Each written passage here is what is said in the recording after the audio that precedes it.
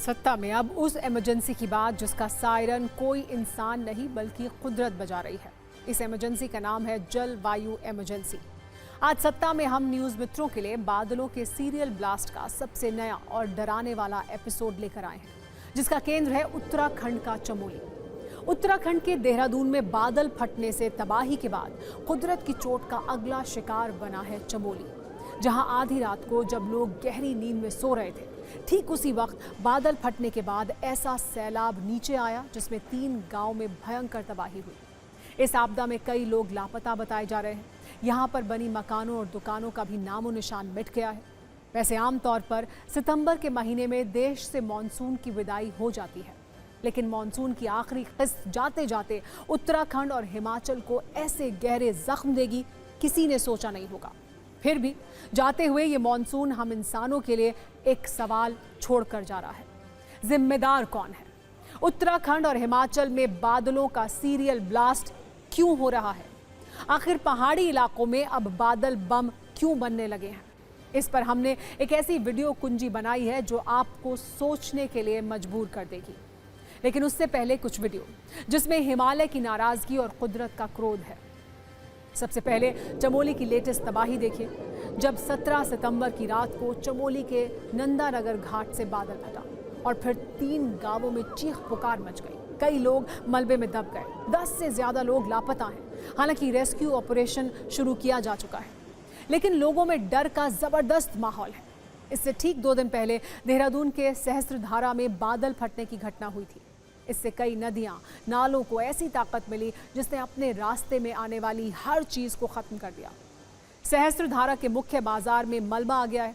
इससे 2 से 3 बड़े होटल क्षतिग्रस्त हो गए, कई सड़कें भी इसमें बह गईं। बाढ़ की डराने वाली तस्वीरें देहरादून के टपकेश्वर महादेव मंदिर से भी आई थी, जहां सैलाब के बाद मंदिर के परिसर में 1-2 फीट मलबा जमा हो गया और जिस मंदिर के पास तमसा नदी शांत रहती थी वो अपना रौद्र रूप दिखाने लगी। मंदिर इसमें डूब गया। इसी दिन हिमाचल के मंडी में भी बारिश का ऐसा ब्रेक फेल हुआ कि तबाही मच गई। केंद्र बना धर्मपुर बाजार, जहां से होकर जाने वाली सोनखड्ड ने ऐसा विकराल रूप धारण किया कि सब कुछ बहा ले गई। बस स्टैंड पूरी तरह से जलमग्न हो गया। हिमाचल और उत्तराखंड में बादल फटने की घटनाओं पर कुछ वक्त पहले IIT रुड़की ने एक स्टडी की थी और ये बताया था, हिमालय में बादल फटने की ज्यादातर घटना उन इलाकों में होती है जिनकी ऊंचाई आमतौर पर 2000 मीटर से ज्यादा होती है।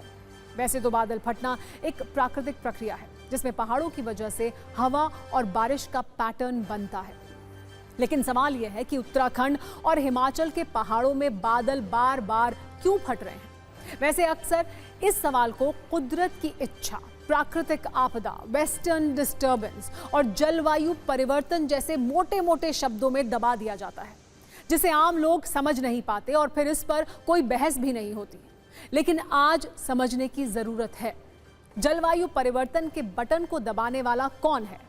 जिन पहाड़ों पर आप शांति और सुकून ढूंढने जाते हैं, उन पहाड़ों को और वहां की प्रकृति को अशांत करने वाला कौन है? इसके लिए हम आपको तबाही के फ्लैशबैक में लेकर चलते हैं, जो 3 महीने पहले हिमाचल में हुई, जब कुल्लू में बादल फटने के बाद सैलाब आया। लेकिन सैलाब के साथ सैकड़ों टन लकड़ियां भी बहकर पंडो डैम पहुंच गई।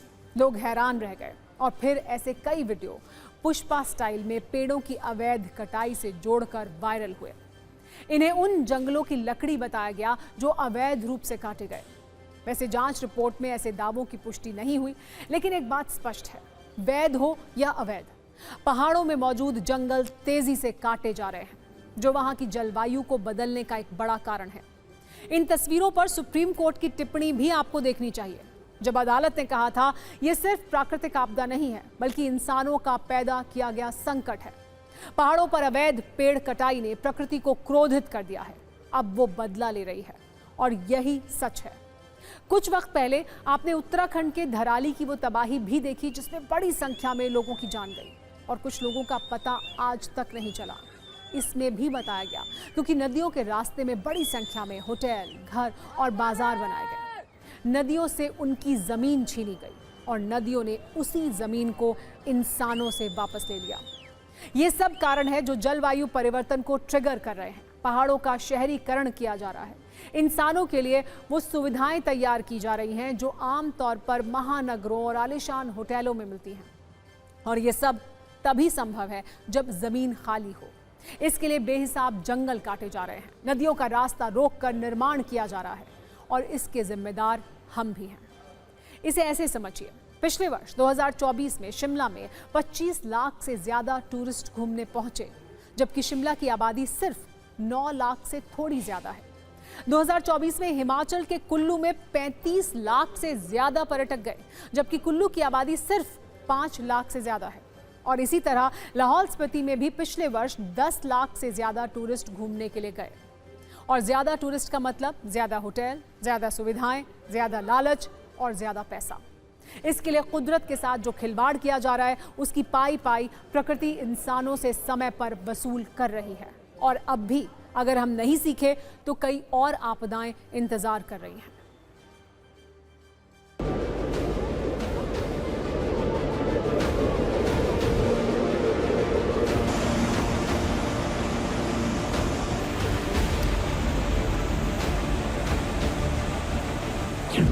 ये लगभग 35 मकान बादल फटने से और वहाँ भारी मात्रा में मलबा आने से पूरी तरह से क्षतिग्रस्त हो गए हैं। और काफ़ी सारा वहाँ दुकानों को, गौशालाओं को, और लगभग 20 लोग घायल हुए हैं और लगभग 14 लोग अभी लापता हैं। NDRF, STRF, ITBP और पुलिस के लोग पर्याप्त संख्या में वहाँ पहुँच गए हैं। हमारा पूरा प्रयास है कि सभी को सुरक्षित स्थानों पर पहुंचाया जाए। चितमोली में नंदानगर घाट स्थान है, वहां पर गांव में बादल फटा है और बादल फटने के कारण कई मकान क्षतिग्रस्त हुए हैं। अधिकांश लोग तो घरों से बाहर निकल आए थे, वो तो सुरक्षित हैं पूरी तरह से। जो लोग नहीं निकल पाए थे, उनको दिक्कत हुई है, वो लोग लापता चल रहे हैं।